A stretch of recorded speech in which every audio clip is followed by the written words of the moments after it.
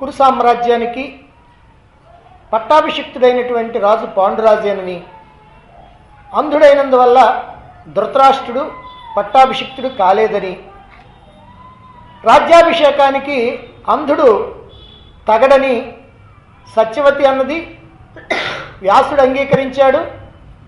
భీష్ముడు దాన్ని ఆచరణలో పెట్టాడు. బాగానే ఉంది. అయితే అంధుడైనటువంటి వాడు రాజ్యానికి అనర్హుడు అనేటువంటి విషయం అసలు శాస్త్రాల్లో ఉన్నదా? ఏ శాస్త్రాల్లో అంధుడు రాజ్యానికి అనర్హుడు అనేటువంటి విషయం ఉంది? సాధారణంగా ధర్మశాస్త్రాలు ఈ విషయాన్ని తెలియజేస్తూ ఉంటాయి. వాటినే స్మృతులు అంటారు. వాటిల్లో మనుస్మృతి ప్రధానమైనటువంటిది. అలాగే యాజ్ఞవల్క స్మృతి, పరాశర స్మృతి అని ఈ స్మృతులు ధర్మశాస్త్రాలు ఉన్నాయి. అందులో మనుస్మృతి ఏం చెబుతా ఉన్నదో చూడండి. అంధుడికి రాజ్యార్హత లేదు అనేటువంటి విషయాన్ని మనుస్మృతి ఇదిగో ఈ శ్లోకం ద్వారా తెలియజేస్తుంది. ఇది మనుస్మృతిలో ఉన్నటువంటి 9వ అధ్యాయంలో ఉన్న శ్లోకం. అనంశౌ క్లీబపతితౌ జాత్యంధ బధిరౌ తథా ఉన్మత్త జడమోకాశ్చ ఏచ కేచిన్ నిరింద్రయ అని. క్లీబ అంటే నపుంసకుడు, పతితౌ పతితుడు, జాత్యంధ పుట్టుగురిడ్డివాడు, బధిరవు బధిరుడు అని అంటే చెవిటివాడు, తథా అలాగే ఉన్మత్త పిచ్చివాడు, జడు అంటే చలనం లేకుండా ఉండేవాడు, ఏమీ సమాధానాలు చెప్పకుండా ఉండేవాడు జడు, మూకాశ్చ మూకాడంటే మూగివాడు, ఏచకేచిత్ అంటే కుంటివాడు మొదలైనటువంటి ఇలా నిరింద్రియాహ ఇలా అంగవైకల్యం కలిగినటువంటి వాళ్ళందరూ కూడా అనంశౌ రాజ్యానికి అధికారులు కాదు, వాళ్ళకి రాజ్యం అనేటువంటిది లేదు అని ఇక్కడ మనుధర్మశాస్త్రం మనకి తెలియజేస్తూ ఉంది. అలాగే ఇదే విషయాన్ని యాజ్ఞవల్క స్మృతి కూడా తెలియజేస్తూ ఉంది. ఆ యాజ్ఞవల్క స్మృతిలో ఉన్నటువంటి శ్లోకం ఏమిటంటే క్లీబోధ పతితస్తజ్జ పంగురున్మత్తకో జడ అంధో చికిత్స్య రోగాద్య భర్తవ్యాసుర్ నిరంశకా. క్లీబ అంటే నపోసుకుడైనటువంటి వాడు, పతితుడైనటువంటి వాడు, పంగు కుంటివాడు, ఉన్మత్త పిచ్చివాడు, జడు అంధః గుడ్డివాడు, చికిత్స్య రోగాద్య చికిత్స లేనటువంటి రోగం ఉన్నటువంటి వాడు, భర్తవ్యాస్ నిర్నిశంకక అంటే అటువంటి వాడికి ఏమి రాజ్యార్హత ఉండదు. ఇది యాజ్ఞవల్క స్మృతి చెబుతూ ఉన్నది. మరి ఈ రకంగా అంధుడికి రాజ్యార్హత లేదని మనుధర్మశాస్త్రం చెబుతుంది, యాజ్ఞవల్క స్మృతి చెబుతూ ఉన్నది. ఈ శాస్త్రాలు చెప్పినటువంటి విషయాన్ని వ్యాసుడు కూడా చెప్పడం జరిగింది. ఇదంతా శాస్త్రాల్లో చెప్పబడినటువంటిదేనని. మరి అలాగే సత్యవతి మరి ఆ రాజధర్మాలు తెలుసుకున్నటువంటిది కనుక ఆమె అంగీకరించింది. మరి అట్లానే భీష్ముడు రాజకార వ్యవహారాల్లో నైపుణ్యం కలిగినటువంటి వాడు కనుక ఆయన కూడా అలాగనే చెప్పాడు. ఇలా అందరూ చెప్పినటువంటి విషయం శాస్త్రాల్లో ఉన్నటువంటి విషయం కనుక ఎట్టి పరిస్థితుల్లో కూడా పుట్టంధుడైనటువంటి ధృతరాష్ట్రుడు రాజు కావటానికి వీలు లేదు. అందువల్ల ఆయన్ని రాజుగా చేయలేదు, ఆయనకి పట్టాభిషేకం చేయలేదు. సరేనండి, అంధుడైనటువంటి ధృతరాష్ట్రుడు రాజ్యానికి అనర్హుడు అని అనుకున్నాం మీరు చెప్పినట్టుగానే. అంటే అతడికి శాస్త్రాల్లో చెప్పినట్టుగా అంధుడు రాజ్యానికి అనర్హుడు కనుక సరే ధృతరాష్ట్రుడు అనర్హుడు. మరి అనర్హుడైనటువంటి ధృతరాష్ట్రుడు పాండురాజు భార్యలతో కలిసి వనవాసానికి వెళ్ళిన తర్వాత మరి అంధుడే ఎలా రాజు అయ్యాడు? అప్పటికి అంధత్వం పోలేదు కదా. పాని ఏమైనా కొద్ది కాలం ఉన్నది. ఎప్పుడు పాండురాజు అరణ్యాలకు పోయింది అంటే ఈ పాండవులు కౌరవులు పుట్టక ముందు పోయాడు. మరి ఎప్పటిదాకా ఉన్నాడు ఈయన?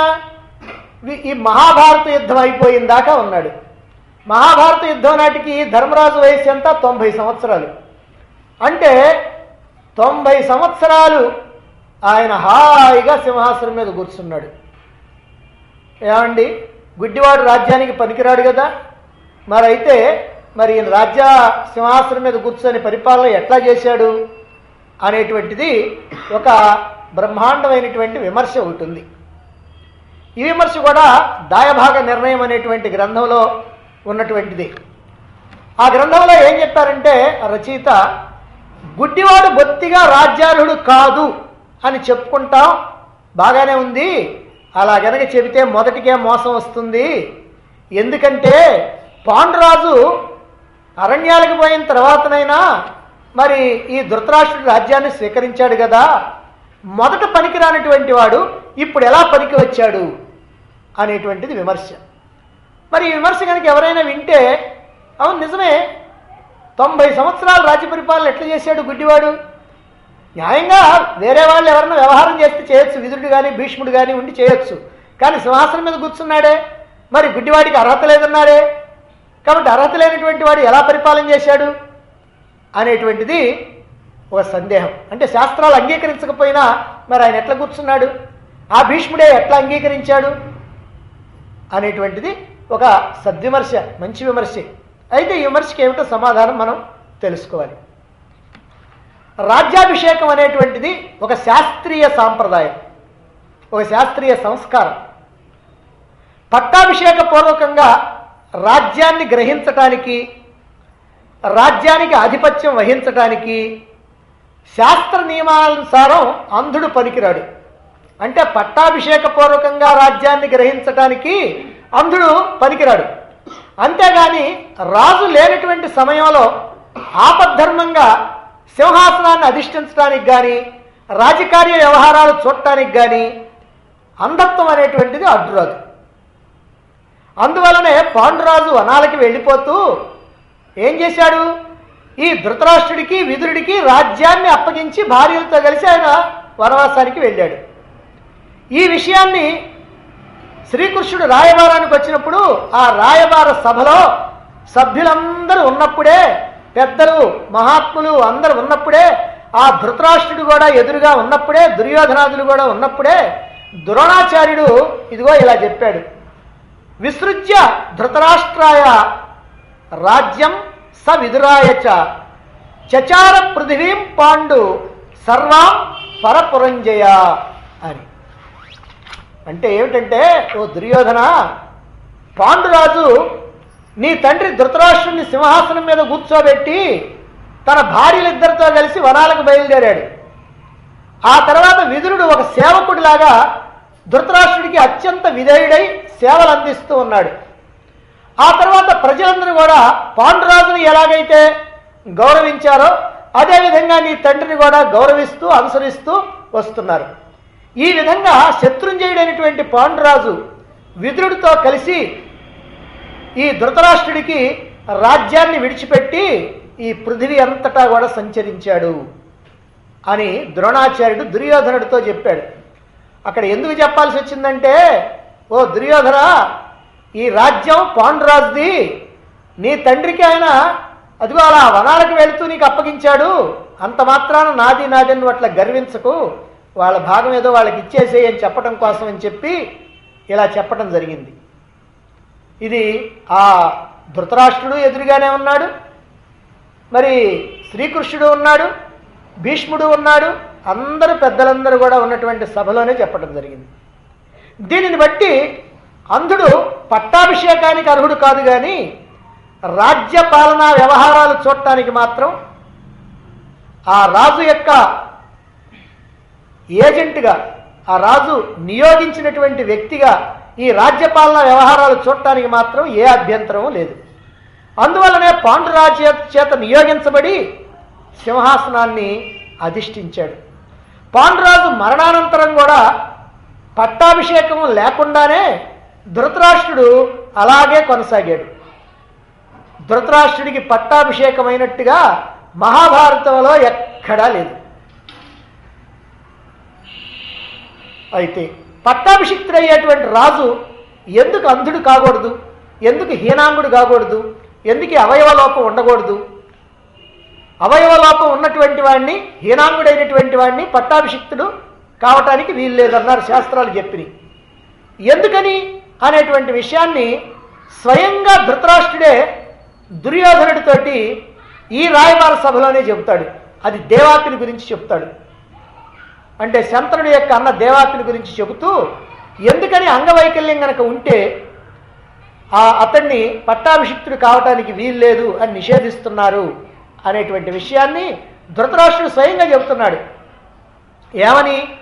హీనాంగం పృథివీపాలం నాభినందతి దేవతాః ఇది కృత్వా నృపశ్రేష్టం ప్రత్యషేధం ద్విజర్షభ అని ఉద్యోగ పర్వంలో 149వ అధ్యాయంలో 25వ శ్లోకం ఇది.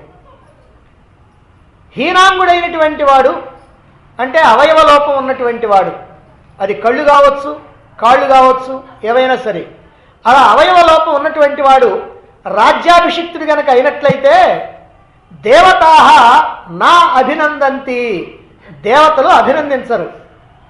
అందువల్లే ఆ రాజశ్రేష్ఠుణ్ణి, ఎవరిని? ఆ దేవాపిని రాజ్యాభిషేకం చేయటానికి వీల్లేదని శిష్టసభ వ్యతిరేకించింది.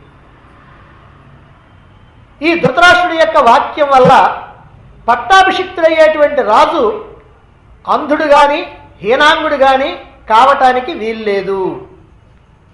అలా హీనాంగుణ్ణి గనక పట్టాభిషేకం గనక చేసినట్లయితే దేవతలు అభినందించరు, అనుగ్రహించరు. దేవతల యొక్క అనుగ్రహానికి పాత్రుడు కాకపోయినట్లయితే రాజ్యంలో దుర్భిక్షం మొదలైనటువంటి దోషాలన్నీ వస్తాయి. ఎప్పుడైతే దుర్భిక్షం వచ్చిందో రాజ్యంలో ఆహార ధాన్యాలు, పంటలు పండవు. దాని కారణంగా జనులు ఆకలితో అలమటించిపోతారు. ఎప్పుడైతే జనులు ఆకలితో అలమటించిపోతున్నారో అటువంటి వాళ్ళు రాజు పట్ల వ్యతిరేకులు అవుతారు. ధర్మబద్ధులై రాజానువర్తులై చరించరు. దానివల్ల రాజ్యంలో కల్లోలం వస్తుంది. ఇది కారణం.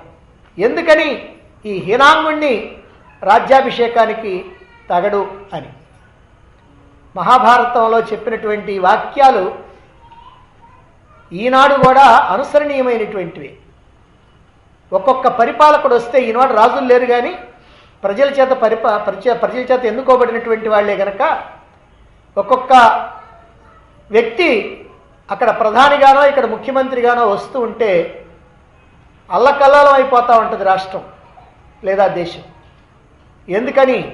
ఎందుకనంటే ఆ రాజులో గనక ఒక దోషం గనక ఉన్నట్లయితే, కేవలం అంగవైకల్యం మాత్రమే కాదు, ఏ దోషమైనా కావచ్చు, ఆ రాజులో ఉన్నటువంటి దోషం లేదా ఆ పరిపాలకుల్లో ఉన్నటువంటి దోషాల వల్ల ప్రజలు కూడా ఇబ్బందులు పడాల్సినటువంటి పరిస్థితి వస్తుంది.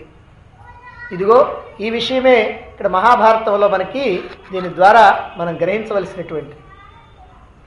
అందువల్ల హీనాంగుడైనటువంటి వాడు పట్టాభిషిక్తుడు కావటానికి వీల్లేదు గనక ధృతరాష్ట్రుడు పట్టాభిషిక్తుడు కాలేదు. పాండురాజు యొక్క నియోగంతో, విదురుడి యొక్క సహాయంతో రాజకార్య వ్యవహారాలు మాత్రం సాగిస్తూ వస్తున్నాడు. కాబట్టి అంధుడైనటువంటి ధృతరాష్ట్రుడు పాండురాజు తర్వాత రాజ్య పరిపాలన చేశాడు కదండి, మరి మొదట పనికిరానటువంటి వాడు ఇప్పుడెట్ట పనికొచ్చాడు? కనుక అంధుడు పనికిరాడు అంటే మొదటికే మోసం వస్తుంది అని అంటే ఇప్పుడు మొదటికి మోసం రాదు, చివరికి మోసం రాదు, మధ్యలోనూ మోసం రాదు. ఎందుకనంటే అంధుడైనటువంటి వాడు పట్టాభిషేక పూర్వకంగా రాజ్యాన్ని గ్రహించడానికి అర్హత లేదు. కానీ పట్టాభిషేకం లేకుండా రాజ్యపాలనా వ్యవహారాలు సాగించడానికి ఏమీ అభ్యంతరం లేదు అనేటువంటి విషయం మనకి ఇక్కడ తెలుస్తుంది. దీంతో మరి వాళ్ళు చేసినటువంటి విమర్శలు నిలవని తేలిపోయింది. ఇక అతి ముఖ్యమైనటువంటి విషయం, తెలుగువారిని గందరగోళపరిచినటువంటి విషయం. అదేమిటో ఇప్పుడు చూద్దాం. అదేమిటంటే ఆంధ్ర మహాభారతంలో ధృతరాష్ట్రుడే రాజ్యాభిషిక్తుడైనట్టుగా నన్నయ్య గారు ఆది పర్వంలో పంచమాశ్వాసంలో రాయటం జరిగింది. మరి మూలంలో ఎట్లా ఉంటే, సంస్కృతంలో ఎట్లా ఉంటే దాన్నే కదా వీళ్ళు తెరిగించడమే కానీ కొత్తగా కథ రాయటం లేదు కదా. మరి తెరిగించడమే కదా అంటే తెలుగులోకి మార్చడమే కదా. మరి అయినప్పుడు మూలంలో లేనటువంటి ఆ విషయం మరి తెలుగులోకి వచ్చినప్పటికీ ఎలా వచ్చింది? ఎట్లా నన్నయ్య గారు దీన్ని తిరిగించారు అనేటువంటిది ఒక సందేహం. దీన్ని పట్టుకొని ఈ ఆంధ్రదేశంలో ఉన్నటువంటి వాళ్ళు చాలామంది ధృతరాష్ట్రుడే రాజయ్యాడు అని చెబుతూ ఉంటారు. అంతేగాక ఆంధ్ర మహాభారతాన్ని చెప్పేటువంటి ప్రవాచకులు కూడా, ప్రవచనం చేసేటువంటి వాళ్ళు కూడా ఇక్కడ అలా ఉంది కాబట్టి అలా చెబుతారు. అంతేగాని గ్రంథం ఎలా ఉందో పరిశీలన చేయటం మా బాధ్యత కాదనుకొని అలా చెప్పేస్తూ ఉంటారు. దాని కారణంగా లోకంలో ఇదే ప్రచారం కావటం జరిగింది. లోకంలో అంటే మన ఆంధ్ర దేశంలో ఇలా ప్రచారం కావటం జరిగింది. అయితే మరి తెలుగు భాషలో, తెలుగు భారతంలో నన్నయ్య గారు నిజంగా ధృతరాష్ట్రుడు రాజ్యాభిషిక్తుడని రాశారా? అవును, రాశారు. దాంట్లో ఏ సందేహము లేదు. మరి ఆదిపర్వం పంచమాశ్వాసంలో నన్నయ్య గారు ఏమి రాశారో చూడండి. ఇట్లు బ్రహ్మోత్తరంబుగా ప్రజావృద్ధియు సస్య సమృద్ధియు నగుచుండ ఆంబికేయు ధృతరాష్ట్రు రాజ్యాభిషిక్తం చేసి భీష్ముండు తనదు విల్లును విదుర బుద్ధియును సహాయంబులుగా రాజ్యంబు రక్షించుచున్నంత. ఇది అక్కడ వచనం. ఇది వచనంలో చెప్పబడింది, పద్యంలో కాకుండా. ఇట్లు బ్రహ్మోత్తరంబుగా ప్రజావృద్ధియు సస్య సమృద్ధియు అగుచుండ అంటే ఈ ధృతరాష్ట్రుడు, పాండురాజు, విదురుడు పెరుగుతూ ఉన్నారు. అలా పెరుగుతూ ఉన్నటువంటి సందర్భంలో రాజ్యం బాగా వృద్ధి అవుతా ఉంది. బాగా పాడి పంటలు పండుతూ ఉన్నాయి. అలా జరుగుతున్నటువంటి కాలంలో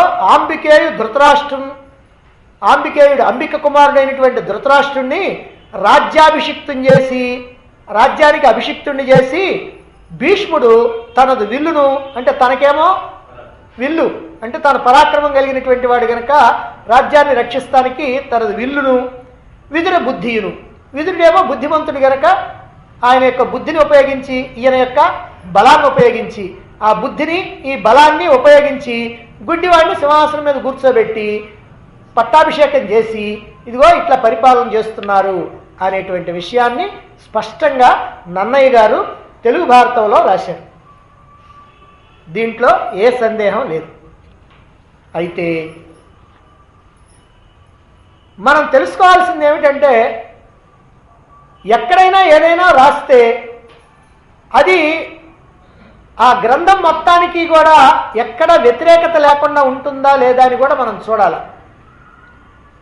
మరి ధృతరాష్ట్రుడు రాజ్యాభిషిక్తుడు అని చెప్పి పంచమాశ్వాసంలో రాసినటువంటి నన్నయ్య గారే ఆ తర్వాత వచ్చినటువంటి షష్ఠాశ్వాసంలో, అంటే తెలుగు భారతంలో ఆశ్వాసాలు అంటారు అధ్యాయాలని, సంస్కృత భారతంలో అధ్యాయాలు అంటారు.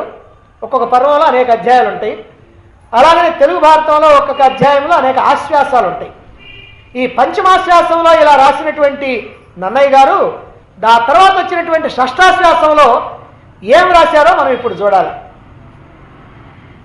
ఆ సందర్భం ఏమిటంటే, కుమారాస్త్ర విద్యా ప్రదర్శన అయిపోయిన తర్వాత 1 సంవత్సరానికి ధృతరాష్ట్రుడు యుధిష్ఠిరుణ్ణి రాజ్యభార ధురంధరునిగా ఎరింగి భీష్మ విదురులతో విచారించి యవరాజ్యాభిషిక్తులు చేసెను. ధృతరాష్ట్రుడు ఏం చేశాడంటే, రాజ్యభార ధురంధరుడు ధర్మరాజు అని తెలుసుకొని భీష్ముడితో విదురుడితో ఆలోచించి ఆ ధర్మరాజుని యవరాజ్యాభిషిక్తుడిని చేశాడని రాశాడు. చేసిన మాట నిజమే, సంస్కృతంలో ఉంది, ఇప్పుడు తెలుగులో కూడా ఉంది. ఆ తర్వాత పాండవులు తమ యొక్క పరాక్రమంతో దిగ్విజయ యాత్రలు చేస్తూ ఉన్నారు. వాళ్ళ దిగ్విజయ యాత్రలు చేసి అనేక రాజ్యాలను జయించి అపారమైనటువంటి ధనరాశులు తీసుకొని వస్తూ ఉంటే అది చూసి సహించలేకపోయారు ధృతరాష్ట్ర దుర్యోధనులు ఇద్దరు కూడా. అప్పుడు దుర్యోధనుడు కర్ణ, శకుని, దుశ్శాసనులతో ఆలోచన చేస్తున్నాడు. ఏమిటి, ధర్మరాజుని యువరాజ్యాభిషేక్తులు చేసినందుకు భీమార్జునుల యొక్క పరాక్రమాన్ని చూసి సహించలేక వాళ్ళతో మంతనాలు ఆడుతూ ఉన్నాడు. ఏమని, రణశూరులైనటువంటి వాళ్ళు, ఆయుధ విద్యలందు నేర్పరులైనటువంటి వాళ్ళు, మరి అటువంటి పాండవుల్ని, ఇలా వృద్ధిలోకి వస్తుండేటువంటి వాళ్ళని ఇప్పుడు ధర్మరాజుని యువరాజుగా చేశాడు మా తండ్రి. నేనేం చేసేది ఇప్పుడు? ఏమిటి ఇప్పుడు నా పరిస్థితి అని శకుని యొక్క మంత్రి ఉన్నాడు కణికుడని, ఆ కణికుడిని పిలిచి ఏమిటయ్యా దీనికి ఉపాయం ఏదన్నా చెప్పానన్నాడు. అప్పుడు వాడు ఏమన్నాడంటే, అపకారులైనటువంటి వాళ్ళని, తన వాళ్ళైనా పరవాళ్ళైనా, బంధువులైనా సరే వేరే వాళ్ళైనా సరే, వాళ్ళని దూరంగా ఉంచి తొదముట్టించాలా, ఇక అప్పుడు నీకేం ప్రమాదం ఉండదు అని ఆ కణికుడు చెప్పాడు.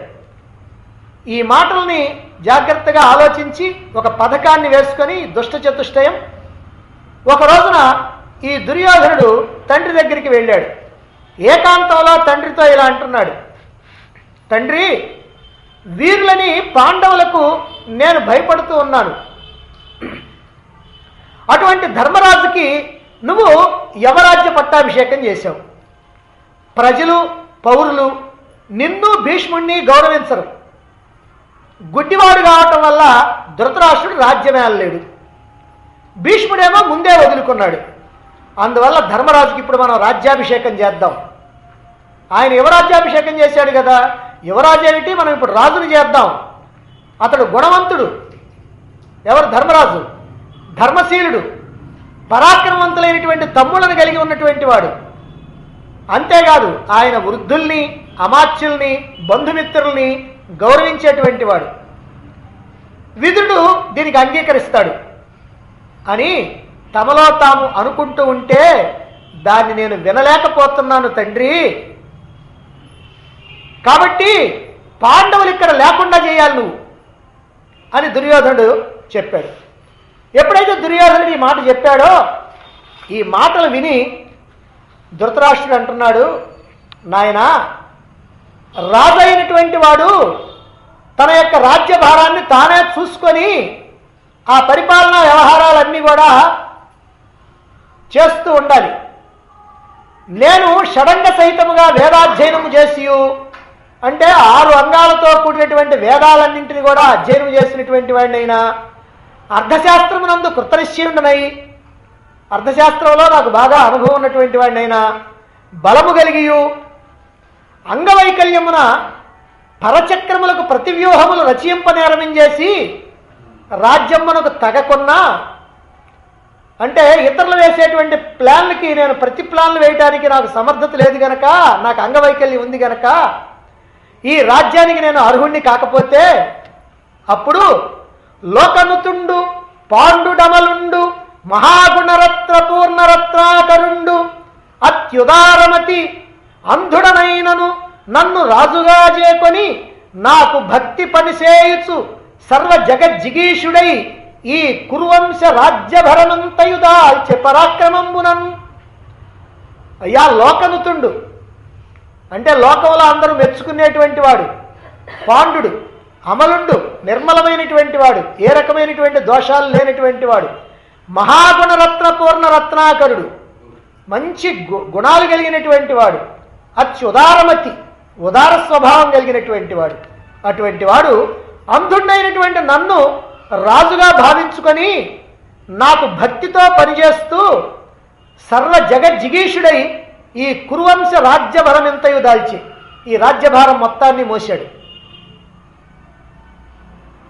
ఇప్పటికి మనం అర్థం చేసుకోవాల్సింది ఏమిటంటే, నేను అంధుణ్ణి పనికిరానిటువంటి వాడిని అయినప్పుడు ఈ పాండు మహారాజు అనేకమైనటువంటి మంచి గుణాలు ఉన్నటువంటి వాడు, నన్ను రాజుగా భావించి నాకు భక్తితో పనిచేస్తున్నాడు. ఇక్కడ రాజుగా భావించారంటే ఈయన రాజు కాదు. ఈయన రాజు అయితే ఆయన రాజుగా భావించాల్సిన పనే ఉంది. ఇంకా ఈయనే పట్టాభిషిక్తుడు అయితే ధృతరాష్ట్రుడు, ఇక పాండురాజు రాజుగా భావించాల్సిన పనే ఉంది, వినయంగా ఆయన దగ్గర ఉండాల్సిన పనే ఉంది. నిజంగా ఈయన రాజే కనుక అయితే రాజుగా భావించక్కర్లా, ఆయన రాజే. అలాగనే వినయంగా ఉండటానికి కూడా ప్రత్యేకంగా ఏం గొప్ప ఏమీ లేదు దాంట్లో. వినయంగా ఉండవలసిందే, రాజుగారి యొక్క ఆజ్ఞను పాలిస్తూ ఉండాల్సిందే. కానీ ఈయన రాజు కాదు, పట్టాభిషిక్తుడు పాండురాజే అయినప్పటికి కూడా నేను పెద్దవాడిని గనక నా మీద భక్తితోటి నన్నే రాజుగా భావించుకుంటూ నాకు భక్తితో పనిచేస్తూ ఉన్నాడు, అన్ని వ్యవహారాలు నాకు చెబుతూ ఉన్నాడు. మరియు వారికంటే గుణంబల మిక్కిలి అయి జనంబలకు అనురక్తుండై పరుగుతున్న పాండురాజ కుమారులను ఎవ్విధమ్మన పాపనేర్తును అని దుఃఖించిన ధృతరాష్ట్రునికి దుర్యోధనుడిట్లని, అయ్యా ఆ పాండురాజు కంటే కూడా గుణాల్లో మిక్కిలిగా జనంబలకు అనురక్తుండయి జనాలందరూ కూడా ఆ పాండురాజు కన్నా కూడా ఎక్కువగా భావిస్తున్నారు ఇదిగో ఈ పాండురాజు కుమారులని. అటువంటి వాళ్ళని నేను ఎలా పాపనేర్తును అంటే ఎలా పంపించేదే ఇక్కడి నుంచి? ఇది ధృతరాష్ట్రుడు చెప్పినటువంటి మాట. ధృతరాష్ట్రుని మాట చేస్తే ఇప్పుడు దుర్యోధనుడు ఏమంటున్నాడు? పైతృకంబగు లక్ష్మి పాండుభూపతి మున్ను దాల్చుట చేసి తనయుడైన ధర్మజుడిప్పుడు దాల్చిన దాతని తనయుండు దాల్చు మీద ఈ పాట పాండువంశేసులు వసుమతీ రాజ్యార్హులగుదురు రాజ్యమునకు పరువడి మేమింత బాసిన మా పుత్ర పౌత్ర వర్గమ్మును పాయునింక నొర్ల గొలిచి కుడువ నోపమేమట్టుగా కుండమమ్ము జయనోపుదేని పాండురాజు తొంటి భక్తియు ఆ పాండు తనయులందు దయయు తలపకుండు. ఇది నన్నయ్య గారి పద్యం.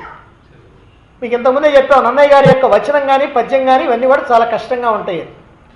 కానీ కొంచెం జాగ్రత్తగా ఆలోచిస్తే కొద్దిగా తెలుగులో మనకు కాస్త అనుభవం కనుక ఉంటే అర్థమవుతాయి. పైతృకంబగు లక్ష్మి, పైతృకం అని అంటే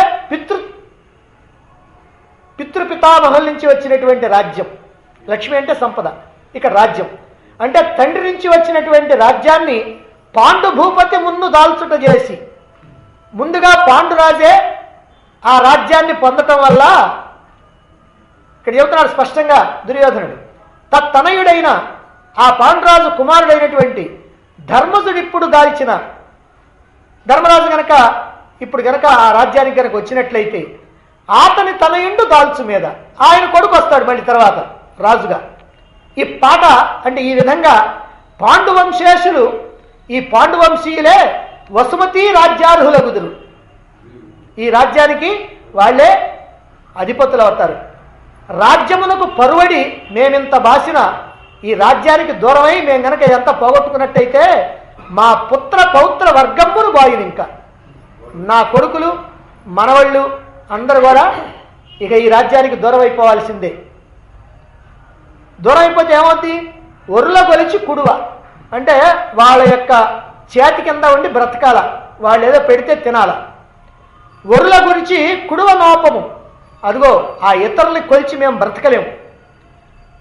అట్లు కాకుండా మమ్ము జయనోపుదేని, అలా మమ్మల్ని కనుక చేయకుండా ఉండాలనుకున్నావా, మాకు ఆ గతి పట్టించకుండా కనుక నువ్వు ఉండాలనుకున్నట్లయితే పాండురాజు తొంటి భక్తియు, పాండురాజు మీద నువ్వు చూపించావే ప్రేమ, ఆ ప్రేమని ఆ పాండు తనయులందు, ఆ పాండు కుమారుల యందు దయయు తలపకుండు. వాళ్ళ మీద మాత్రం నువ్వు ఈ దయ పెట్టుకోబాకు. పాండురాజు మీద చూపిస్తే చూపించావు, ఇప్పుడు వాళ్ళ కొడుకుల మీద నువ్వు మాత్రం ఈ దయను పెట్టుకోవద్దు అని చెప్పి ఇంకా చెప్తున్నాడు. ఈ రాజ్యం మొదలింటంగోలే భవదీయంబైన, ఈ రాజ్యం మొదటించి నీదే అయినట్టయితే ప్రకృతి జనులు వశ్యులు కాకుండాను, ప్రకృతి జనులంటే లోకంలో ఉన్నటువంటి ప్రజలు, మంత్రులు, సామంతులు, అధికారులు వీళ్ళనమాట, వీళ్ళందరూ మాకు అనుకూలంగా లేకపోయినా క్రమాగతంబై మాకు అప్రయత్న లభ్యంబగు. క్రమాగతంబై అంటే తండ్రి నుంచి కొడుక్కి, కొడుకు నుంచి కొడుక్కి, అట్లా క్రమాగతంబై రాజ్యానికి నువ్వే రాజుగా ఉన్నావు కాబట్టి నీ తర్వాత నేను వచ్చేవాడిని, నా తర్వాత నా కొడుకులు వచ్చేవాడిని. క్రమాగతంబై అప్రయత్న లభ్యంబగు. అప్రయత్నం అంటే ఏ ప్రయత్నం చేయకుండా వచ్చేది. ప్రయత్నం అంటే ఇప్పుడు ప్రయత్నాలు చేస్తున్నారు పాపం. చిన్నప్పుడే భీముడికి విషాన్నం పెట్టి వాళ్ళందరినీ జైళ్ళలో పెట్టాలని లేదా గంగలో దోయించి ఏదేదో చేశారు కదా. ఈ ప్రయత్నాలను లేకుండానే మా రాజ్యం మాకు వచ్చేసేది. ఎందుకని? నువ్వే కనుక మొట్టమొదట్లో రాజు అయినట్లయితే. ఎంత స్పష్టంగా చెప్తున్నారు చూడండి. ఈ రాజ్యం మొదలింటంగోలే భవదీయం పైన, మొదటి నుంచి కనుక నీదే అయినట్టయితే మాకు అప్రయత్న లభ్యంబగు. కానీ తొల్లి పాండురాజు రాజై గుణంబుల ప్రజానురాగంబు వరయటం చేసి, కానీ మా కర్మగారి ముందు పాండురాజు రాజు కావటం వల్ల ప్రజానురాగంబు వరసి, ప్రజానురాగం అంటే ప్రజలకి చాలా మేలు చేసి వాళ్ళందరి యొక్క అభిమానాన్ని చూరగొనటం వల్ల ఎల్లవారును ధర్మరాజు రాజ్యంబు వలతురు, అందరూ ధర్మరాజు రాజ్యమే కావాలని కోరుకుంటున్నారు. దాని నెరింగి కాదే, అది నేను తెలుసుకొని కదూ దాన సమ్మానంబుల ప్రకృతి జనులకు సంతోషంబు చేయించునుండదు. అది తెలుసుకొని కదా నేను అందరికీ కూడా బాగా దానాలు సన్మానాలు చేసి వాళ్ళందరినీ నా వైపుకు తిప్పుకుంటా ఉన్నా. ఇందులో దుష్టజనంబుల పక్షపాత వచనంబులు ఉడుగునంత వరకు ఇక్కడ దుష్టజనులు ఉన్నారు, దుర్మార్గులు. ఎవరంటే మాకు రాజ్యం రాకుండా చేయాలని కోరుకునేటువంటి దుర్మార్గులు ఎవరైతే ఉన్నారో వాళ్ళ యొక్క మాటలన్నీ కూడా ఆగిపోయేంత వరకు కుంతిని పాండవులను తదీయ భృత్య అమాత్య వర్గంబుతో, కుంతీదేవిని పాండవుల్ని వాళ్ళ యొక్క సేవకులతో సహా, అమాత్యులు మంత్రులు సేవకులు వాళ్ళందరితో సహా వారణావతంబురకం బుత్తము, వారణావతానికి పంపిద్దాం. మనకు రాజ్యము సుప్రతిష్టమైన పిదప మనకు రాజ్యం బాగా దాంట్లో స్థిరపడిపోయిన తర్వాత మరి వాళ్ళిద్దరు కూతురు, ఆ తర్వాత వాళ్ళు వస్తే మని ఆడబడి ఉంటారు పక్కన. ఇది దుర్యోధనుడు తండ్రితో చెప్పినటువంటి మాట. ఇది ఏకాంతంలో చెప్పుకున్నటువంటి మాట. ఇక్కడ అబద్ధాలు చెప్పుకోవాల్సినటువంటి పని లేదు. తండ్రితో కొడుకు, కొడుకుతో తండ్రి ఇద్దరు మాట్లాడుకున్నటువంటి విషయాలన్నమాట. ఇదంతా రాసింది నన్నయ్య గారే. పంచమాశ్వాసంలో ధృతరాష్ట్రుడు పట్టాభిషిక్తుడైనటువంటి అయ్యాడని రాసినటువంటి నన్నయ్య గారే షష్టాశ్వాసంలోకి వచ్చినప్పటికల్లా నేను రాజు కాలేకపోయానని ధృతరాష్ట్రుడు, అయ్యో నువ్వు రాజు కాలేకపోతే అని దుర్యోధనుడు ఇద్దరు అనుకున్నటువంటి మాటలు రాశారు. అంటే రాజ్యాభిషిక్తుడని పంచమాశ్వాసంలో రాసినటువంటి దానికి వ్యతిరేకంగా ఈ షష్టాశ్వాసంలో ధృతరాష్ట్ర దుర్యోధనుల యొక్క సంభాషణ ఉండటం మనం జాగ్రత్తగా ఇక్కడ గమనించాలి. అయితే ఇక్కడ ఏమని అంటున్నాడు ధృతరాష్ట్రుడు, జాగ్రత్తగా గమనిద్దాం. నేను అంగవైకల్యం వల్ల అంటే అంధుడైనందువల్ల రాజ్యమునకు తగకున్నా, ఆయన చెప్పిన మాట రాజ్యమునకు తగకున్నా అంటే రాజ్యాభిషేకానికి నేను అనర్హుడనైనందువల్ల ఒక మాట.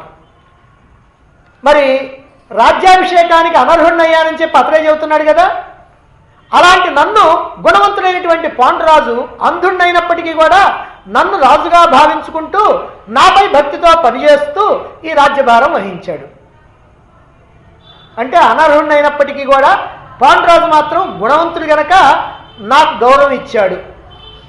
ఇక్కడ నిజంగా ధృతరాష్ట్రుడే రాజు అయితే, ఎందుకంటే పాండురాజు నన్ను రాజుగా చేసుకొని అంటే ఒకవేళ ఏమైనా పాండురాజు ప్రత్యేకంగా ఈయన రాజుని చేశాడు అనుకుంటారేమోనని, అలా చేయడానికి వీలు లేదు. అలా అనుకుంటారేమని ఇక్కడ మళ్ళీ మనం వివరణిస్తున్నాం అనమాట. అదేమిటంటే నిజంగా ధృతరాష్ట్రుడే కనుక రాజు అయితే ప్రత్యేకంగా పాండురాజు తనని రాజుగా భావించాల్సినటువంటి పని లేదు. ప్రత్యేకంగా తన పట్ల విధేయుడై ఉన్నాడు అని ధృతరాష్ట్రుడు చెప్పుకోవాల్సిన పనిలే. ఎందుకంటే ఆయన రాజు కనుక అయితే ఖచ్చితంగా ఆయన విధేయుడిగానే ఉండవలసిందే. మరి ధృతరాష్ట్రుడు రాజు అయి ఉంటే పాండురాజు విధేయుడిగా నడుచుకోవటంలో ఏ ప్రత్యేకత లేదు, అది సామాన్యమైనటువంటి విషయం. కానీ జ్యేష్ఠుడైనటువంటి తాను రాజుగా గాక పాండురాజు రాజు అయినప్పుడే ఇదిగో ఇలా నన్ను బాగా గౌరవించాడు అని చెప్పడం సరిపోతుంది. సరే, ధృతరాష్ట్రుడు చెప్పాడు కదా. ఇక దుర్యోధనుడు తండ్రితో ఏమన్నాడో చూస్తే మరి పట్టాభిషిక్తుడైనటువంటి రాజు ధృతరాష్ట్రుడో పాండురాజు మనకు స్పష్టంగా తెలిసిపోతుంది. పైతృకంబగు లక్ష్మి పాండు భూపతి ముందు దాల్చుట చేసి, పైతృకంబగు సంపద అంటే తండ్రి నుంచి వచ్చినటువంటి వారసత్వంగా వచ్చినటువంటి రాజ్యాన్ని పాండురాజు ముందుగా పొందటం వల్ల ఆయన కుమారుడైనటువంటి ధర్మరాజు ఇప్పుడు పొందుతున్నాడు. ధర్మరాజు ఇప్పుడు రాజు అయితే ఆయన కొడుకుల తర్వాత అవుతారు. ఈ రకంగా వాళ్లే ఎప్పుడు కూడా ఈ రాజ్యానికి అధికారులు అవుతారు. మరి మేమేమో ఈ రాజ్యానికి దూరమై పుత్ర పౌత్రులతో సహా అందరం కూడా ఈ రాజ్యానికి దూరమై వాళ్ళ చేతి కింద బ్రతకాలి. అలా కాకుండా మమ్మల్ని కనుక చెయ్యాలనుకుంటే నువ్వు పాండురాజు మీద చూపించినటువంటి భక్తిని ఇదిగో ఈ పాండవుల మీద మాత్రం చూపొద్దు అని ఒక మాట చెప్పాడు. మరొక మాట ఏం చెబుతున్నాడు అంటే ఈ దుర్యోధనుడి యొక్క మాట వల్ల పాండురాజే వంశపారంపర్యంగా వారసత్వ హక్కుగా రాజ్యానికి అభిషిక్తుడయ్యాడు అనేటువంటి విషయం అంగీకరిస్తున్నాడు. అందువలన ఇప్పుడు ధర్మరాజు రాజు అవుతాడేమోనని భయపడుతూ ఉన్నాడు. నిజంగా ధృతరాష్ట్రుడు కనుక రాజు అయి ఉంటే ఎందుకు ఈ బాధ ఆయనకి? ధృతరాష్ట్రుడు కనుక రాజు అయి ఉంటే వారసత్వంగా ఆ రాజ్యం తనకే వస్తుంది కదా. పాండురాజు రాజు అయినప్పుడేగా ఆ రాజ్యం తనకి రాదని ఈ భయపడాల్సింది. ఇంకా దుర్యోధనుడు ఏమన్నాడు? ఈ రాజ్యము మొదలింటంగోల భవదీయంబైన ప్రకృతి జనులు వశ్యులుగా కొన్నను క్రమాగతంపై మాకు అప్రయత్న లభ్యంబగు తొలి పాండురాజు రాజై ప్రజానురాజంపు వడయటం చేసి ఎల్లవారును ధర్మరాజు రాజ్యంపు వలతరు. అంటే ఈ రాజ్యం మొదటి నుంచి నీది కాకపోయింది కదా అని అంటున్నాడు. అంటే ఉద్దేశం ఏమిటంటే ఈ రాజ్యం మొదటి నుంచి నీది కాకపోయిందంటే మొట్టమొదట్లోనే నువ్వు పట్టాభిషిక్తుడు కాకపోయావు కదా, పట్టాభిషిక్తుడు పాండురాజు అయ్యాడు కదా, ఆ పాండురాజు అయిన తర్వాత ఆయన వనాలకు పోతా నిన్ను కూర్చోబెడతాం వల్ల నువ్వు అయ్యావు కానీ లేకపోతే మొట్టమొదటి నుంచి నువ్వు కాదు కదా అని ఈ రాజ్యము మొదలంటెంగోలే భవదీయం వైనా అని అంటున్నాడు. కాబట్టి మొదటి నుంచి నీది కాకపోయింది. అప్పుడు మొదట ఎవరయ్యారు? పాండురాజే అయ్యాడు. ఆ విషయానికి తల్లి పాండురాజు రాజయ్యి ప్రజానురాగము వడయటం చేసి, కాబట్టి ఈయన స్పష్టంగా నువ్వు రాజు కాలేకపోయావు మొదట్లో,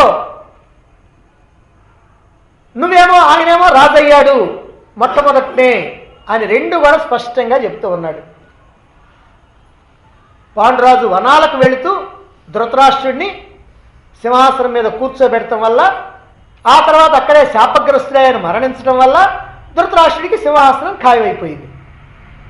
అందువల్ల ధృతరాష్ట్రుడు మొదటి నుంచి లేదు కానీ మధ్యలో వచ్చింది ఈ రాజ్యం. కానీ ధృతరాష్ట్రుడే కనుక పట్టాభిషిక్తుడైతే ప్రకృతి జనులు వశ్యులు కాకున్నాను, అంటే జనమందరూ కూడా వాళ్ళకి వ్యతిరేకంగా ఉన్నప్పటికి కూడా వారు అవునన్నా కాదన్నా ఈ తండ్రి రాజ్యం క్రమాగతంగా ఈ దుర్యోధనుడికి వచ్చేది. ఇప్పట్లాగా భీమాదుల్ని చంపి కానీ పాండవుల్ని లక్క ఇంట తగలబెట్టి కానీ ఇలా ఏ ప్రయత్నము చేయకుండానే హాయిగా వాళ్ళు పరిపాలన చేసుకునేవాళ్ళు. కానీ పాండురాజు రాజు కావటం వల్ల, పాండురాజు ప్రజారంజకంగా పరిపాలన చేయటం వల్ల ప్రజలంతా కూడా ఇప్పుడు ధర్మరాజు యొక్క రాజ్యాన్ని కోరుతూ ఉన్నారు. అందుకని అది తెలుసుకొనే అందరికీ నేను సన్మానాలు చేస్తూ దాన ధర్మాలు చేస్తూ అందరినీ నా వైపుకు తిప్పుకుంటున్నా అని దుర్యోధనుడు ఇక్కడ చెప్పటంతో పాండురాజే పట్టాభిషిక్తుడు అనేటువంటి విషయాన్ని నన్నయ్య గారే ఆది పర్వంలో షష్టాశ్వాసంలో స్పష్టంగా దుర్యోధన ధృతరాష్ట్రుల యొక్క వాక్యాల ద్వారా తెలియజేసినట్లు మనకు అర్థమవుతా ఉంది.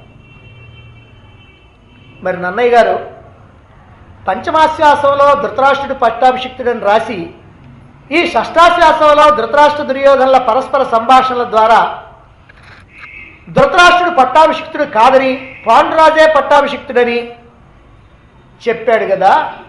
మరైతే ఏమండి దీంట్లో ఏది తీసుకోవాలి మనం? ఇంతసేపు మీరు చెప్పినా మేము అదే ఎందుకు తీసుకోకూడదు?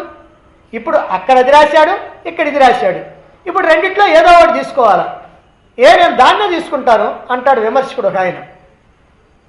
అవే కాదు దీన్ని తీసుకోవాలా అంటాడు ఇంకొక ఆయన. దీన్నే ఎందుకు తీసుకోవాలా, దాన్ని తీసుకోకూడదా అంటాడు ఆయన. దాన్ని ఎందుకు తీసుకోవాలి, దీన్ని తీసుకోకూడదా అంటాడు ఈయన. అలా అంటే కుదరదు. మరైతే ఈ రెండిట్లో ఏది కరెక్ట్ అనేటువంటిది మనకి తేలాల. ఎలా తేలుతుంది? మొదటిది కరెక్టా, రెండోది కరెక్టా? పాండురాజుని పట్టాభిషిక్తుడు చేసింది కరెక్టా, లేదా ధృతరాష్ట్రుని పట్టాభిషిక్తుడు చేసింది కరెక్టా? ఇది కనుక తేలాలంటే గ్రంథం మొత్తాన్ని పరిశీలన చేయాలి. గ్రంథం మొత్తంలో ధృతరాష్ట్రుని పట్టాభిషిక్తుడు చేసినట్టుగా మొత్తం కథంతా కనుక అన్ని సందర్భాల్లో అలా ఉంటేనేమో దాన్ని తీసుకోవాలి. అలా కాకుండా పాండురాజే పట్టాభిషిక్తుడైనట్టుగా గ్రంథం అంతా సాక్ష్యం ఇస్తా ఉంటే అప్పుడేమో దీన్ని తీసుకోవాలి. కాబట్టి గ్రంథం మొత్తంలో కూడా ఎక్కడెక్కడ ఏముందో దాన్ని మనం కనుక చూసినట్లయితే ఈ రెండిట్లో ఏదో ఒక దాన్ని స్వీకరించవచ్చు, రెండో దాన్ని త్రోసేయచ్చు. ఇప్పుడు ఆ పని చేద్దాం. అది చేయాలంటే ధర్మరాజును యువరాజుగా చేసి రాజ్య పట్టాభిషేకం చేయకుండా అతి తెలివిగా ధృతరాష్ట్రుడు యువరాజుగా చేసి తాత్సారం చేస్తూ ఉంటే పురజనులందరూ కూడా పెద్ద పెద్ద సభల్లోనూ చత్వరాల్లోనూ ఏమనుకుంటున్నారంటే ఇదిగో ఇలా అనుకుంటున్నారంట, అంధుడు కావటం వల్ల ధృతరాష్ట్రుడు ముందే రాజ్యాన్ని పొందలేకపోయాడు, అతను ఇప్పుడు రాజు ఎలా అవుతాడు? భీష్ముడు మొదటే రాజ్యం చేయనని భీష్మించుకున్నాడు, కాబట్టి ఇప్పుడు కూడా ఆయన రాజ్యాన్ని స్వీకరించడు. ఇప్పుడు మనం ధర్మరాజుని పట్టాభిషిక్తుడిని చేద్దాం అని పౌరులు చెప్పుకుంటున్నారు. దీన్ని బట్టి పౌరులు కూడా పాండురాజే పట్టాభిషిక్తుడు అనేటువంటి విషయాన్ని, ధృతరాష్ట్రుడు రాజ్యానికి అనర్హుడు అనేటువంటి విషయాన్ని వాళ్ళల్లో వాళ్ళు సభల్లో మాట్లాడుకుంటూ ఉన్నారు అనేటువంటి మాట. ఇది కూడా నన్నయ్య గారు రాసినటువంటి మాటే. ఇది కూడా ఆది పర్వంలో ఉన్నటువంటి మాటే. ఎప్పుడు? ధర్మరాజుని పట్టాభిషిక్తుడిని చేసిన తర్వాత. కాబట్టి పౌరుల యొక్క మాట ప్రకారం కూడా పట్టాభిషిక్తుడు పాండురాజే అనేటువంటి విషయం తేలింది. ఇక రెండవది ఏమిటంటే, పాండవుల్ని కుంతీదేవితో సహా లక్క ఇంటిలో అగ్నికి ఆహుతి చేయాలనేటువంటి దురుద్దేశంతో వారణావతానికి పంపేటప్పుడు పాండవులతో కలిసి పౌరులందరూ కూడా ప్రయాణమై కొంత దూరం వెళ్ళారు. అలా వెళ్ళి మేము తిరిగి వెళ్ళాం, మీతో పాటుగానే వస్తామని అంటున్నారు.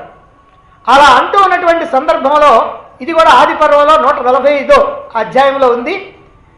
మరి తెలుగు భారతంలో నన్నయ్య గారు కూడా దీన్ని ఇట్లాగనే ఆంధ్రీకరించారు. అదేమిటంటే, పాండవులను చూచి పౌరులు దుఃఖితులై అలా వెంట వెళుతూ ఉన్నప్పుడు కొంతమంది బ్రాహ్మణులు నిర్భయంగా ఏమంటున్నారంటే, విషమంగా చూస్తున్నటువంటి ధృతరాష్ట్రుడు ధర్మదృష్టి గలవాడు కాదు. తండ్రి నుండి పాండవులు హక్కుగా రాజ్యాన్ని పొందారు. ఈ మాట ప్రధానం. తండ్రి నుండి పాండవులు హక్కుగా రాజ్యాన్ని పొందారు. అట్టి వారి ఎడల ఏమాత్రం సహనం లేకుండా ఉన్నాడు ధృతరాష్ట్రుడు. వాళ్ళకి రాజ్యం అవటాన్ని సహించలేకపోతున్నాడు. పాండవుల్ని నగరం నుంచి పంపించడం అనేటువంటి ఈ అధర్మానికి భీష్ముడు ఎలా అంగీకరించాడు? పూర్వం ప్రభు అయినటువంటి విచిత్ర వీరుడు పాండురాజు మనకు తండ్రిలాగా రక్షకులయ్యారు. పాండురాజు మరణించిన తర్వాత పాండవులని ధృతరాష్ట్రుడు సహించలేకపోతున్నాడు. ఇది వాళ్ళు అనుకున్నటువంటి మాటలు. ఈ మాటల్లో రెండు విషయాలు ముఖ్యమైనటువంటివి ఉన్నాయి. ఏమిటంటే, ఒకటి, పాండవులు హక్కుగా తండ్రి నుంచి రాజ్యాన్ని పొందారు కాబట్టి పాండురాజే పట్టాభిషిక్తుడు, ఆయన నుంచి వీళ్ళకి రాజ్యం వచ్చింది. ఎందుకంటే ఎవరాజ్యాభిషేకం చేశాడు కనుక ధృతరాష్ట్రుడే. రెండో విషయం ఏమిటంటే, మనల్ని పూర్వం విచిత్ర వీరుడు, ఆ తర్వాత పాండురాజు చక్కగా పరిపాలన చేశారు. అంటే విచిత్ర వీరుడిని పాండురాజుని చెప్పారు కానీ ధృతరాష్ట్రుడి సంగతి చెప్పాల. అంటే ధృతరాష్ట్రుడు రాజు కాదు. అందువల్ల పౌరుల యొక్క మాటల్లో కూడా ఇదిగో ధృతరాష్ట్రుడు రాజు కాదు, ఆయన పట్టాభిషిక్తుడైనటువంటి రాజు కాదు, కేవలం ఊరికినే సింహాసనం మీద కూర్చొని పరిపాలన చేస్తున్నాడు. పట్టాభిషిక్తుడైనటువంటి వాడు పాండురాజే. పాండురాజు వనాలకు వెళుతూ ధృతరాష్ట్రుడిని కూర్చోబెడతాం వల్ల ఆయనకి సింహాసనం వచ్చింది అనేటువంటి విషయం మళ్ళీ రుజువు అవుతుంది. ఇక ఉద్యోగ పర్వంలోకి వచ్చినప్పటికల్లా ఇది తిక్కన గారిది. ఉద్యోగ పర్వంలోకి వచ్చినప్పటికీ శ్రీకృష్ణుడు రాయబారం చేస్తున్నటువంటి సమయంలో దుర్యోధనుడికి పెద్దలందరూ కూడా హితబోధ చేస్తున్నారు. అయ్యా, శ్రీకృష్ణుడు చెప్పినట్టుగా సంధి చేసుకో, ఈ రాజ్యం అంతా నీదేం కాదు, ఇది అసలు పాండురాజుది, ఆ పాండురాజు నుంచి పాండవులకి రావాలి, మరి అయితే మీకు కూడా సగరాజ్యం వచ్చేటట్టుగా వాళ్ళకి సగరాజ్యం ఇచ్చి పంపించారు, మరి ఆ లెక్క ప్రకారం మీరు అందరూ కలిసిమెలిసి ఉండాలి అని అంటే వాళ్ళ రాజ్యం వాళ్ళకి ఇవ్వాలి కదా అని చెబుతూ ఉన్నటువంటి సందర్భంలో ఒక్కొక్కళ్ళు ఏం చెప్తున్నారో చూడండి. ఈ చెప్పటం కూడా పెద్దలు చెప్తున్నారు. పెద్దలందరూ ఉన్నటువంటి సభలో ఎదురుగా దుర్యోధనుడు ఉన్నాడు, మిగిలినటువంటి వాళ్ళు దుష్ట చతుష్టయంలో ఉన్నటువంటి వాళ్ళు ఉన్నారు, అందరూ ఉన్నటువంటి సభలో చెబుతూ ఉన్నారు. ఇది రహస్యం కాదు. ఏం చెప్తున్నారో చూడండి. భీష్ముడు అంటున్నాడు, నాయనా దుర్యోధన, పెద్దవాడయ్యు అందుడొకటి చేత ధృతరాష్ట్రుడు రాజ్యానరుడు కాగా పాండురాజే రాజు అయ్యాడు. ఆ పాండురాజే రాజ్యానికి అధీశ్వరుడు. పాండవులు వారి యొక్క తండ్రి రాజ్యానికి చట్టబద్ధమైనటువంటి హక్కు కలిగినటువంటి వాళ్ళు అని భీష్ముడు చెప్పాడు. కాబట్టి నీ తండ్రి అధికారానికి రాలేదు, ఆయనకి పట్టాభిషేకం లేదు, అంధుడు కావటం వల్ల పాండురాజు రాజయ్యాడు. ఆ పాండురాజు యొక్క రాజ్యాన్ని పరిపాలించడానికి ఆయన కొడుకులే అర్హులు అని. ఆ తర్వాత ద్రోణుడు చెప్తున్నాడు, దుర్యోధన, ప్రతీపుని కుమారుడైనటువంటి శంతనుడు ఏ రకంగా అయితే కులాన్ని ఉద్ధరించాడో, శంతనుని యొక్క పుత్రుడైనటువంటి భీష్ముడు భీష్మైనటువంటి ప్రతిజ్ఞ చేసి ఎలా కులాన్ని ఉద్ధరించాడో, అలాగే పాండు భూపతి కులాన్ని ఉద్ధరించాడు. అతడు నీ జనకుణ్ణి సింహాసనాన్ని నిలిపి వనాలకు వెళ్ళాడు అని. ఇక్కడ ద్రోణాచార్యుడు కూడా నీ తండ్రిని పాండురాజే సింహాసనం మీద కూర్చోబెట్టి ఆయన వనాలకి వెళ్ళాడు అని చెబుతూ ఉన్నాడు. ఇక ఆ తర్వాత గాంధారి చెబుతుంది, దుర్యోధనుడి యొక్క తల్లి, ధృతరాష్ట్రుడి యొక్క భార్య ఏమంటున్నది, దుర్యోధన, నీవు పాపబద్ధుడు, ఈ రాజ్యం పాండు నరపాలనిది, దానిని పొందుటకు వారి పుత్రులే అర్హులు. కురుముఖ్యుడు, సత్యసంధుడు, మహావిద్వాంసుడైనటువంటి భీష్ముడు ఎలా ఆనతిస్తే అలా చెయ్యి అని గాంధారి చెప్తూ ఉంది. కాబట్టి గాంధారి ఏం చెప్పింది, ఈ రాజ్యం పాండు నరపాలుంది, పాండురాజుదే. ఇప్పుడు అయిన తర్వాత ధృతరాష్ట్రుడు చెబుతున్నాడు. మరి ఈయనేం చెబుతున్నాడు, నాయనా నేను హీనాంగుడను ఒకటి వల్ల పాండుడు ఈ పృథివీకి రాజయ్యను. ఇప్పుడు స్పష్టంగా ఆయన చెబుతున్నాడు, నేను కళ్ళు లేనటువంటి వాడిని కావటం వల్ల పాండురాజే ఈ భూమండలానికి రాజయ్యాడు. నేను జ్యేష్ఠుడినయ్యూ రాజ్యార్హుణ్ణి కాను, పెద్దవాడిని అయినప్పటికి కూడా నాకు ఈ రాజ్యానికి అర్హత లేకుండా పోయింది. పాండుడు కనిష్ఠుడయ్యూ రాజయ్యాడు, చిన్నవాడైనప్పటికీ వాడు రాజయ్యాడు. అతని మరణానంతరం రాజ్యం వాని సుతులకు లభించాలి. వత్స, రాజ్యానికి నేనే అభాగినై ఉండా నీవేలా ఆశించదవు? నాకే దిక్కు లేకపోతే నువ్వెట్రా కోరుకుంటావు ఈ రాజ్యాన్ని? సత్యసంధుడు, ప్రజలకు ప్రియుడు, సాధువు అయినటువంటి ధర్మరాజు రాజు కాదగినటువంటి వాడు. పాపుడువు, లుబ్ధుడువు, అనార్యవృత్తుడు అయినటువంటి నీవు అజ్ఞానాన్ని విడిచిపెట్టి పాండవులకు అర్ధరాజ్యం ఇచ్చి మిగిలిన భాగంతో సుఖంగా ఉండు అని ధృతరాష్ట్రుడు చెప్తున్నాడు. ఈ నలుగురి యొక్క మాటలు కూడా ఒకే విధంగా ఉన్నాయి, కానీ ఎక్కడా ఏం తేడా లేదు. అంటే కేవలం ఆది పర్వంలోనే కాకుండా, నన్నయ్య గారు రాసిందే కాకుండా, ఆ తర్వాత ఉద్యోగ పర్వంలోకి వచ్చేప్పటి తిక్కన గారి యొక్క రచనలో కూడా మళ్ళీ పాండురాజే పట్టాభిషిక్తుడయ్యాడని భీష్ముడు, ద్రోణుడు, గాంధారి, అలాగనే ధృతరాష్ట్రుడు స్వయంగా చెప్పటం ఈ అందరు చెప్తున్నారు. ఈ భీష్మ, ద్రోణ, గాంధారి, ధృతరాష్ట్రుల యొక్క వాక్యాల వల్ల పాండురాజే పట్టాభిషిక్తుడని, అంధత్వం వల్ల ధృతరాష్ట్రుడు రాజు కాలేదని స్పష్టం. ఇది నిండు సభలో మాట్లాడినటువంటి మాటలు. ఇక చివరిగా ఇంకా మొత్తం చెప్పుకుంటా వస్తే చాలా అవుతాయి, కానీ చెట్టు చివరికి పోదాం. ఆశ్రమవాస పర్వంలో కనకపోతే ధృతరాష్ట్రుడు 13 సంవత్సరాలు ధర్మరాజు పంచన ఉన్నాడు. యుద్ధానంతరం 13 సంవత్సరాలు గాంధారి, ధృతరాష్ట్రుడు ధర్మరాజు దగ్గర ఉన్నారు, ఆయన పెట్టిన తిండి తింటూ. ఆ తర్వాత 13 సంవత్సరాల తర్వాత వనవాసానికి వెళుతున్నారు, తపస్సు చేసుకోవటం కోసం వనవాసానికి వెళ్ళాలనుకుంటున్నారు. అప్పుడు ప్రజల యొక్క అనుమతి తీసుకోవటం కోసం ప్రజలందరినీ కూడా పిలిపించాడు ధృతరాష్ట్రుడు. వాళ్ళ యొక్క అనుమతి కోరుతూ ఇలా అంటున్నాడు. ఇది ఆశ్రమవాస పర్వంలో ఉన్నటువంటి పద్యం. ప్రజ ముదమందగా పాలించే పొడమి శంతను, తదనంతరమ శాంతనువు చేత రక్షితురగుచు మేరలు ప్రీతి పొదవ చిత్రవీర్యుండు ఈ ధాత్రివేలి. పదపడి పాండురూపాలుడు మీరు హర్షింపగా భూమి రక్షించే, పిదప ధర్మనందనుని చందము మీ ఎరింగినయది.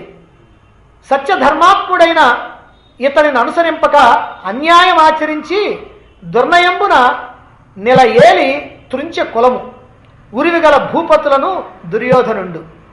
వాని దుశ్చేష్టలకు మూలము ఏనగాదే. ఇప్పుడు చెబుతున్నాడు, వాడు చేసినటువంటి దుర్మార్గాలన్నిటికీ నేనే కదా మూలం అని ధృతరాష్ట్రుడు అంటున్నాడు.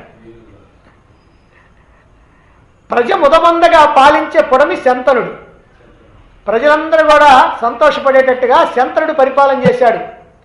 తదనంతరమ ఆ తర్వాతేమో శాంతనువు చేత రక్షితుడగుచు, అంటే భీష్ముడి చేత రక్షితుడై ప్రీతి బొదల విచిత్ర వీర్యుండు ధాత్రినేలే. ఆ తర్వాత విచిత్ర వీర్యుడు దీన్ని పరిపాలన చేశాడు.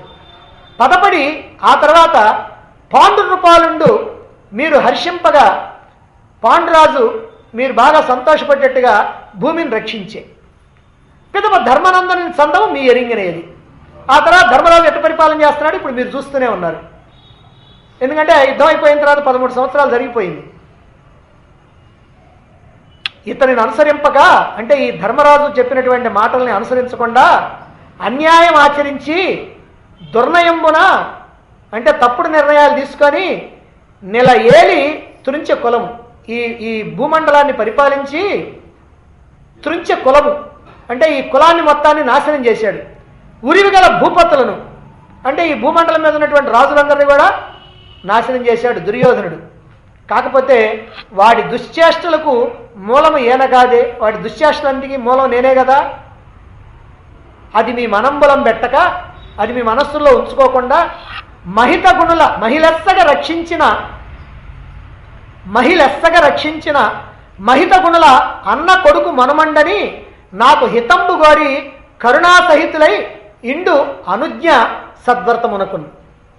సద్వ్రతమునకనంటే వనవాసానికి వెళ్ళడానికి ఇండు అనుజ్ఞ, నాకు అనుమతి ఇవ్వండి. ఏమని? మహిళస్తగా రక్షించిన ఈ భూమండలాన్ని చక్కగా పరిపాలన చేసినటువంటి మహిత గుణుల మంచి గుణవంతులైనటువంటి వారి అన్న కొడుకు మనవండని, వాళ్ళ యొక్క అన్న కొడుకు మనవడని నాకు హితంబు కోరి, నా యొక్క మేలు కోరి దయతో నాకు అనుమతి ఇవ్వండి అంటున్నాడు. ఈయన రాజునని చెప్పలా, అలా పరిపాలన చేసినటువంటి రాజులకి అన్న కొడుకు మనవడు అని చెబుతున్నాడు. ప్రజలకు సంతోషం కలిగించేటట్టు శంతనుడు పరిపాలించాడు. భీష్మరక్షితుడై విచిత్ర వీరుడు పరిపాలించాడు. ఆ తర్వాత పాండురాజు పరిపాలించాడు. ఇప్పుడు ధర్మనందనుని యొక్క పరిపాలన ఏమిటో మీకు తెలుసు. అతన్ని అనుసరించగా నా పుత్రుడు దుర్యోధనుడు కులనాశనం గావించాడు. దీనికి అంతటికీ కారణం నేనే. అది మీ మనస్సుల్లో పెట్టుకోకుండా గుణవంతులైనటువంటి పాలకుల యొక్క అన్న కొడుకు మనవడు అని నా శ్రేయస్సు కోరి నాకు వనవాసానికి అనుమతి ఇవ్వండి అంటున్నాడు. ఇక్కడ శంతనుడు, విచిత్ర వీరుడు, పాండురాజు, ధర్మరాజు అని ఆ రాజుల యొక్క వరుస చెప్పాడు పరిపాలన చేసినటువంటి వాడు. అంటే శంతనుడు, ఆ తర్వాత విచిత్ర వీరుడు, ఆ తర్వాత పాండురాజు, ఆ తర్వాత ధర్మరాజు. తన పేరు చెప్పుకున్నాడా? లేదు, ఎందుకంటే ఆయన పట్టాభిషిక్తుడు కాదు కాబట్టి. సరే, దీన్ని బట్టి తాను రాజ్య పట్టాభిషిక్తుడు కాదు అనేటువంటి విషయాన్ని మళ్ళీ ఇక్కడ కూడా తెలియజేస్తున్నాడు. అంతేకాదు, తనని రాజుగా గాక ఎందుకయ్యా ఈ ప్రజలందరూ కూడా తను అనుమతించాల్సిందంటే గుణవంతులైనటువంటి పాలకులకి అన్నా కొడుకు మనవడని. ఏమిటి అన్నా కొడుకు మనవడంటే? పాండురాజుకేమో అన్న, విచిత్ర వీరుడికేమో కొడుకు, శంతనుడికేమో మనవడు. కాబట్టి ఈ పరిపాలన చేసినటువంటి వాళ్ళకి అన్నా కొడుకు మనవడు. పాండురాజుకి అన్ననని, పరిపాలన చేసినటువంటి పాండురాజుకి అన్నని, విచిత్ర వీరుడికి కొడుకునని, శంతనుడికేమో మనవడినని. అందుకని నా మీద దయ ఉంచి నాకు ఈ వనవాస వ్రతానికి అనుమతి ఇవ్వండి అని అడుగుతున్నాడు. ఇలా ఆంధ్ర భారతం అంతా కూడా పాండురాజే పట్టాభిషిక్తుడని, ధృతరాష్ట్రుడు అంధత్వం వల్ల రాజ్యాభిషిక్తుడు కాలేదని నిర్ద్వందంగా తెలుస్తూ ఉంది. సంస్కృత భారతంలో అయితే ఈ సమస్య లేదు, ఎవరిని ఒప్పించాల్సిన పనిలే. ఎందుకంటే స్పష్టంగా పాండురాజు పట్టాభిషిక్తుడు అయ్యాడు, ధృతరాష్ట్రుడు అంధుడు కాబట్టి వాడు రాజ్యానికి అనర్హుడు కాబట్టి పాండురాజుని పట్టాభిషిక్తుడు చేశాడని సంస్కృత భారతంలో రాయటం వల్ల దాంట్లో ఏ గొడవ లేదు. కానీ ఆంధ్ర భారతంలో ఒక్క పొరపాటు నన్నయ్య గారు చేయటం వల్ల ఇదిగో ఇదంతా కూడా చెప్పుకోవాల్సినటువంటి పరిస్థితి వస్తుందన్నమాట. మరి ఇలా ఆంధ్ర భారతం అంతా కూడా ధృతరాష్ట్రుడు పట్టాభిషిక్తుడు కాదని, పాండురాజే పట్టాభిషిక్తుడని, రాజ్యాభిషిక్తుడైనటువంటి వాడు పాండురాజేనని చక్కగా చెబుతూ ఉంటే మరి ఆదిపర్వం పంచమాశాస్త్రంలో నన్నయ్య గారి యొక్క వ్రాత ఎట్లా సత్యమవుతుంది? కావటానికి వీల్లేదు. అంటే ఆంధ్ర భారతం ప్రకారం కూడా పాండురాజు పట్టాభిషిక్తుడే, ధృతరాష్ట్రుడు పట్టాభిషిక్తుడు కాదు అనేటువంటి విషయం మనకి తెలిసిపోతూ ఉంది. ఎందుకంటే గ్రంథం అంతా అదే కాబట్టి. అయితే ఒక సందేహం, మరి నన్నయ్య గారి లాంటి కవి అలా తప్పుగా ఎందుకు రాస్తాడు అని అనుకోవచ్చు. ఇక్కడ నేను నన్నయ్య గారిలో ఉన్నటువంటి దోషాలను ఎత్తి చూపదలుచుకోవాలి. ఎందుకంటే నన్నయ్య గారి మీద అందరికీ కూడా మంచి గౌరవం ఉంది. కాకపోతే ఆయనలో కూడా కాస్త ఆ లోపాలు ఉన్నాయి. వాటిని ఇప్పుడు నేను చెప్పదలుచుకోవాలి.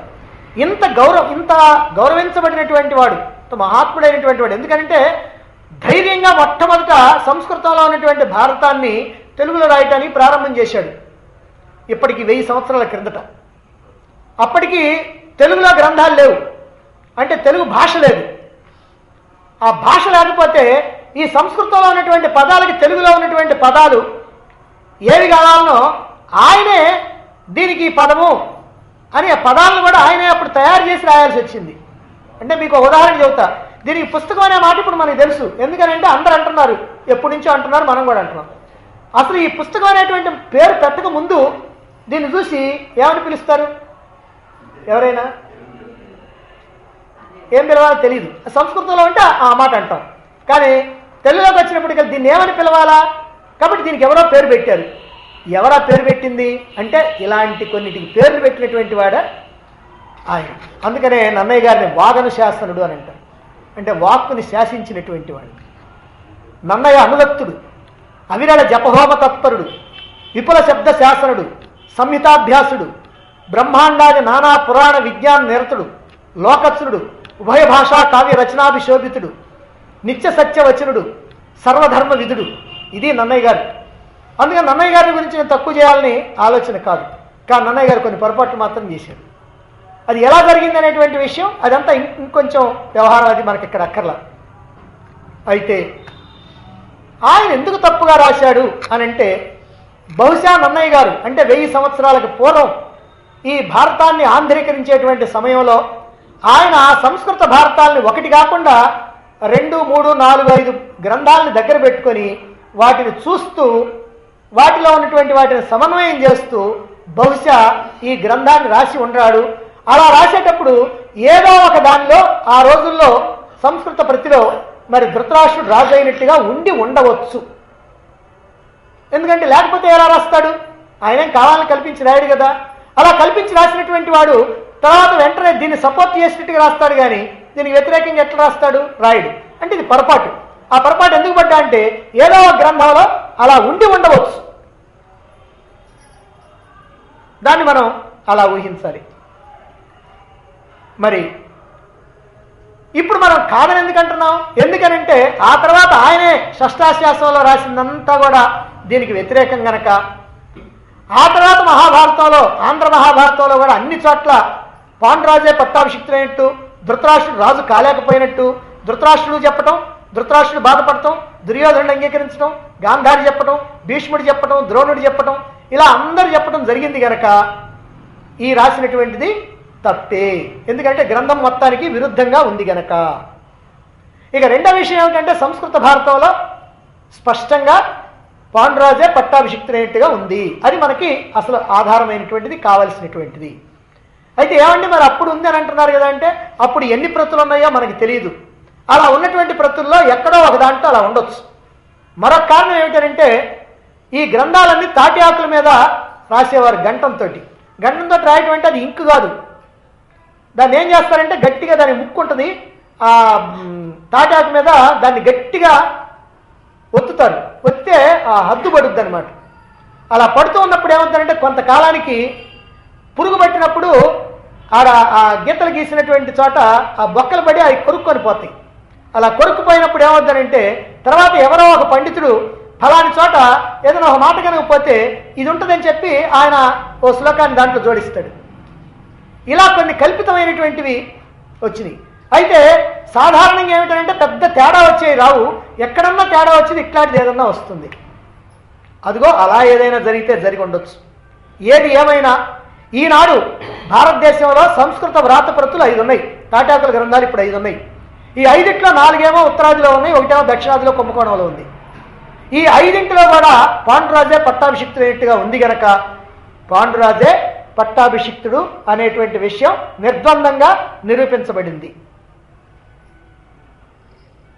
దీన్ని బట్టి పాండురాజే పట్టాభిషిక్తుడు, పాండవులకే రాజ్యం మీద హక్కు అనేటువంటి విషయం రుజువైపోయింది.